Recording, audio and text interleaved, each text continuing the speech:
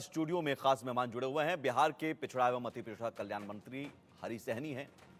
बिहार विधान परिषद में विपक्ष के नेता भी हैं और इनसे हम देश के तमाम ताजा मुद्दों पर और बिहार के कई ज्वलंत मुद्दे इस वक्त हैं उन पर चर्चा करेंगे। स्वागत है हरी सहनी जी, इंडिया न्यूज में आपका। बहुत बहुत शुभकामना। पहला सवाल, चूंकि अभी जिस मुद्दे पर हम डिबेट भी कर रहे थे और आज दिन भर छाया हुआ है, तिरुपति, करोड़ों हिंदुओं की आस्था का सवाल है और वहां पर जो प्रसाद लड्डू बांटे जा रहे थे, उन लड्डुओं में मिलावट, रिएक्शन आपका? ये जो रिएक्शन आप कह रहे हैं, मिलावट की बातें, मिलावट की बातें हैं। देखिए, देश में तीसरी बार प्रधानमंत्री जी बने हैं प्रधानमंत्री। इसका रीज़न भी इसमें है कि कहीं ना कहीं जो गलत करने वाले लोग हैं, जो अपराध करने वाले लोग हैं, वो तो करते हैं, लेकिन यदि वो पकड़े जाते हैं तो फिर वो दंडित भी होते हैं। यदि ऐसा किए हैं तो उच्च स्तरीय फिर जांच भी होगी और जो अपराधी होंगे निश्चित रूप से पकड़े जाएंगे और उनको सजा मिलेगा। इसमें कहीं से कोई दो मत की बात नहीं होगी।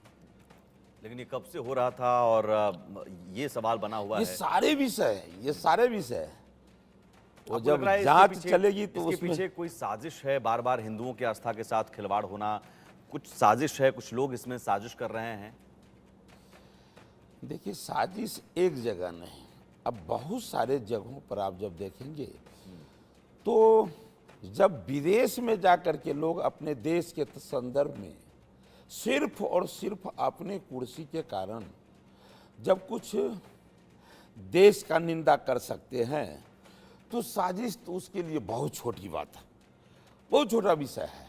कुछ भी लोग कर सकते हैं, लेकिन जो साजिश करता है, यदि वो पकड़ लिए गए तो साजिश उनका फेल हो गया और निश्चित रूप से वो पकड़े जाएंगे और उन पर जो है कड़ी कार्रवाई होगी। और ये तमाम गिरिराज सिंह जी फांसी की सजा की मांग कर रहे हैं।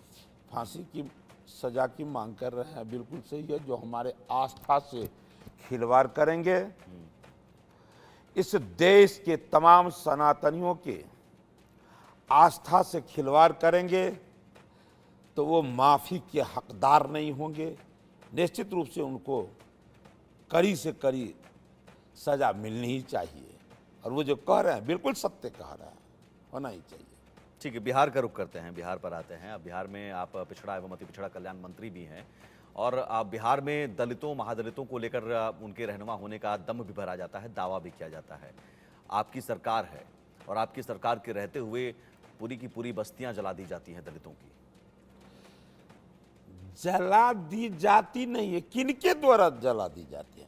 जो लंबे अरसों से जलाते आए हैं वो कुछ लोग हैं। कौन है?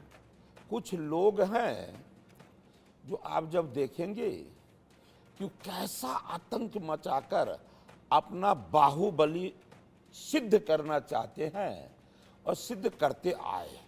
इसलिए तो भारतीय जनता पार्टी ने नहीं, वो कौन है? एनडीए नहीं, आप जानते हैं ये क्या? मैं बताना चाहता हूं कि एनडीए नहीं, भारतीय जनता पार्टी ने, अदालत ने कहा था, जज ने कहा था, जंगल राज की उपाधि की बात उसने कहा था, जहां शिक्षा, चिकित्सा, बिजली, पानी, नहीं, लेकिन एक law second and sir, order, सब मैं कुछ। यहाँ रोक रहा हूँ। जंगल राज कहा था तो तब जंगल राज था, अभी तो मंगल राज है आपका। हाँ तो बिल्कुल है। मंगल राज में भी ऐसे जंगल राज जैसी स्थिति हो रही है तो ये आपकी विफलता है, आपकी नाकामी है। बिल्कुल, आप सुन लीजिए कि उस समय और इस समय में अंतर क्या है। उस समय में जो अपराधी थे वो पकड़े नहीं जाते थे, सरकार पूरा एड़ी चोटी एक कर देते थे उसे बचाने के लिए। और फर्क क्या है अभी में जंगल राज और मंगल राज में, कि अभी अपराधी चाहे जहां वो छुप जाए वो पकड़े जाएंगे और जेल के सलाखों के अंदर रहेंगे। एक नया घटना, नया नहीं अब पुराना हो गया है, वीआईपी सुप्रीमो के पिताजी का जो जिस तरह से हमारे ही जिले के हैं, तो जिस तरह से हत्या हुआ उस हत्या में सभी को दर्द हुआ कि भाई इस तरह का हत्या।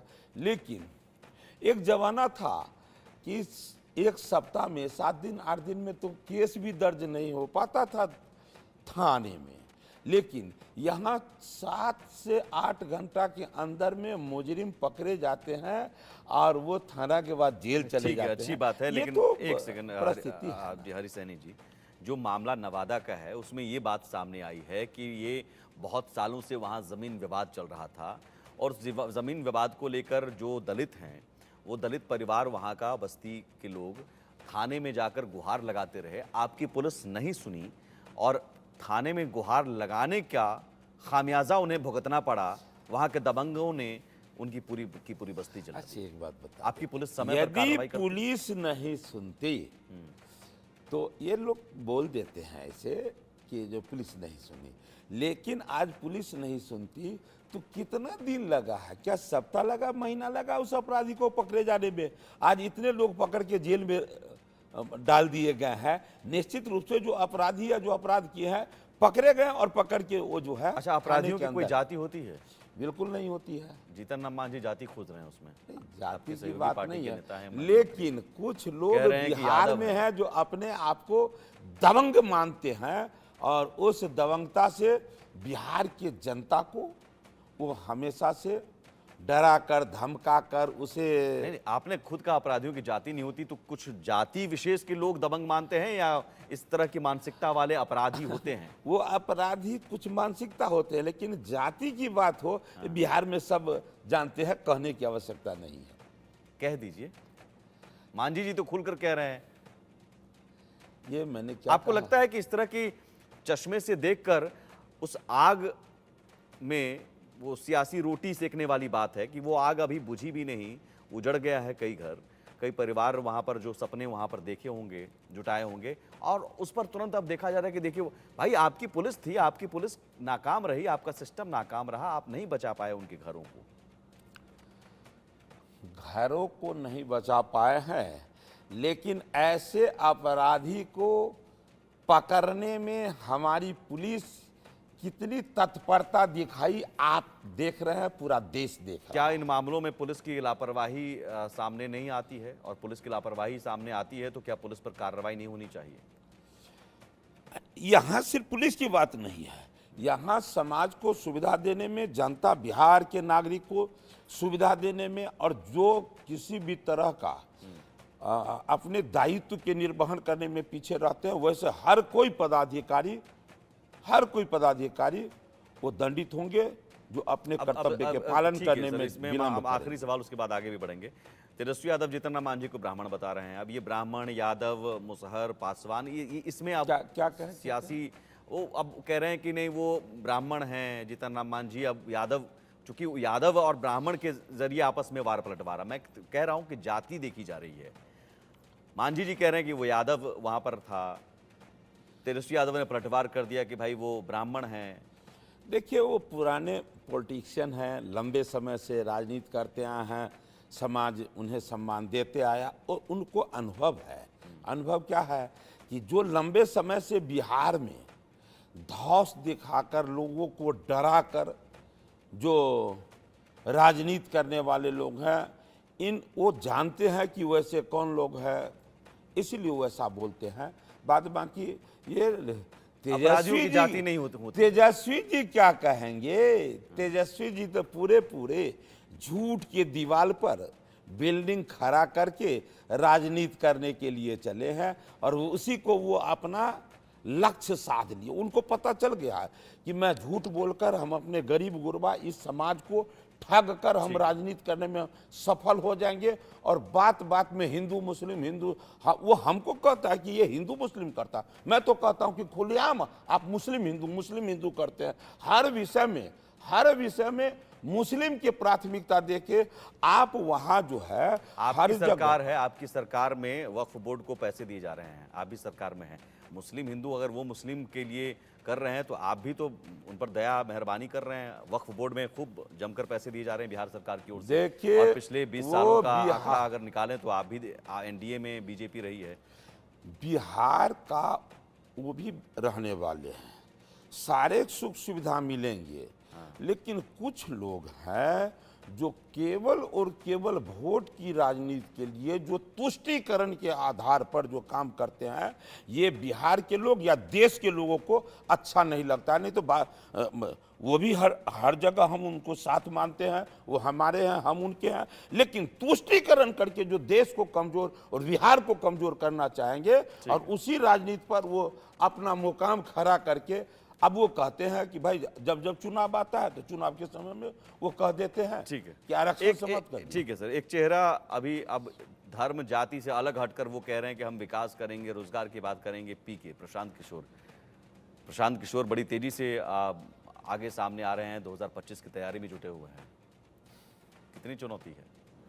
किस बात का चुनौती है? किस बात का चुनौती है? या फिर तेजस्वी यादव जो कह रहे हैं कि वो आपकी ही बी टीम है?